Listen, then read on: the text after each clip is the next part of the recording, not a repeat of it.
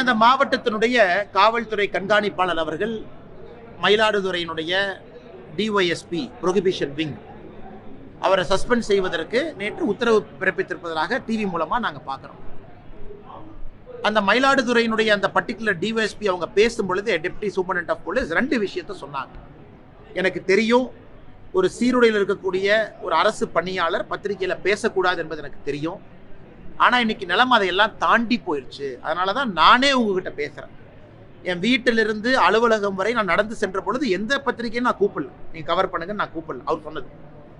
இன்னைக்கு நான் பத்திரிகை நண்பர்களை அழைத்து ஒரு பிரஸ் மீட் நடத்தும் அளவுக்கு நான் தள்ளப்பட்டிருக்கேன்னா ஆட்சி அதிகாரத்தில் இருக்கக்கூடிய அதிகாரிகள் எந்த அளவுக்கு என்னை துன்புறுத்தி இருக்கிறாங்க. காவல்துறை கண்காணிப்பாளர் அவருடைய அலுவலகத்துக்குள்ள என்னை கூப்பிட்டு, நீ நிமிர்ந்து நிற்க கூடாது, நீ இப்படி இருக்கணும், இப்படி இருந்தால் கையை விரலை உடைச்சிருவேன்னு சொல்றாரு. அவர் சொன்னது. அடுத்தது இன்டெலிஜென்ஸ் விங்கில் இருக்கக்கூடிய உயர் அதிகாரி, சட்டம் ஒழுங்கு அதனுடைய ஏடிஜியாக இருக்கக்கூடிய உயர் அதிகாரி, இவங்கெல்லாம் என்னை துன்புறுத்தி இருக்கிறாங்க அப்படிங்கிற பல விஷயங்கள் சொல்லும் பொழுது எதையுமே விசாரிக்காம குற்றம் சாட்டி இருக்கக்கூடிய அதிகாரியை ஒரே நேரத்தில் பணியிடை மாற்றம் செய்து சஸ்பெண்டும் பண்ணுவது எந்த விதத்தில் நியாயம்?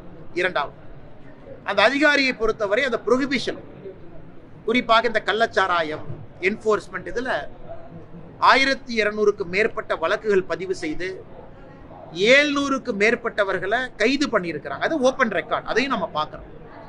இன்னொரு புறம் இந்த சம்பந்தப்பட்ட டெபுட்டி சூப்பரண்ட் ஆஃப் போலீஸ், இவர் மீது இதற்கு முன்பு இது போன நடவடிக்கைகள் யாரும் அரசு எடுத்ததாக தெரியல. அப்படின்னா ஒரு ஹானஸ்ட் ஆஃபீஸரா இத்தனை காலமாக இருந்திருக்கிறாங்க.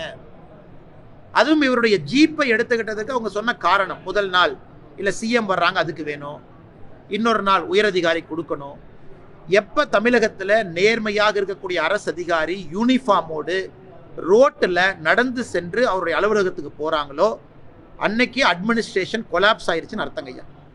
எனக்கு அதை தாண்டி நைட் ரவுண்ட்ஸுக்கு கூட வண்டி கொடுக்காம 2 வீலரில் போய் நைட் ரவுண்ட்ஸ் ஒரு அதிகாரி பார்க்கும் அளவுக்கு அவலம் இருக்கு. மூன்றாவதாக, அதிகாரி ஒரு விஷயத்தை சொல்லியிருக்கார். அவர் சொன்ன விதம் சரியா தப்பா அது வேற. பத்திரிகை நண்பர்களை யூனிஃபார்ம் அதிகாரி சந்திக்கலாமா? அவரே சொல்றாரு சந்திக்க கூடாது தான். ஆனால் வேற வழி இல்லாம பத்திரிகை நண்பர்கள் நான் சந்திக்கிறேன். ஏன்னா நியாயத்தை யார் கேட்பாங்க? பத்திரிகை மூலமா தான் என் நியாயத்தை நான் சொல்லணும். அப்படி இருக்கும் பொழுது குற்றச்சாட்டை எந்த விதத்திலும் கூட ஹேண்டில் பண்ணாம, ஆராயாம, உயரதிகாரி ஒரு ஐஜியோ என்னமோ அவங்க லெவலில் ஒரு என்கொயரி நடத்தாம ஒரு சாதாரண ஒரு அதிகாரியை சஸ்பெண்ட் பண்ணுவது முற்றிலும் முரணானது. ஏன்னா இவருக்கு அப்பீல் மெக்கானிசம் இருக்கு, கோர்ட்டுக்கு போகலாம், ஸ்டே பண்ணலாம், அது வேற பக்கம் கண்ணா. ஆனால் மக்கள் இதை பார்க்கும் பொழுது நமக்கு இது நம்பிக்கை கொடுக்கல. அதனால் அரசு, குறிப்பாக முதலமைச்சர் அவர்கள், ஏன்னா அவர் தான் உள்துறை அமைச்சராக இருக்கிறாங்க தமிழ்நாட்டை பொறுத்தவரை, ஹோம் மினிஸ்டர் யாருன்னா அவர் முதலமைச்சர் தான்.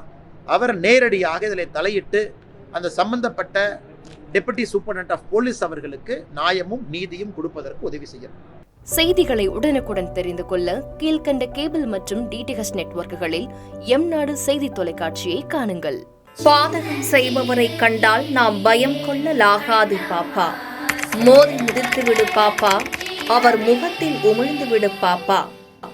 அண்மை செய்திகளை உடனுக்குடன் தெரிந்து கொள்ள இணைந்திருங்கள் எம்நாடு தொலைக்காட்சியுடன்.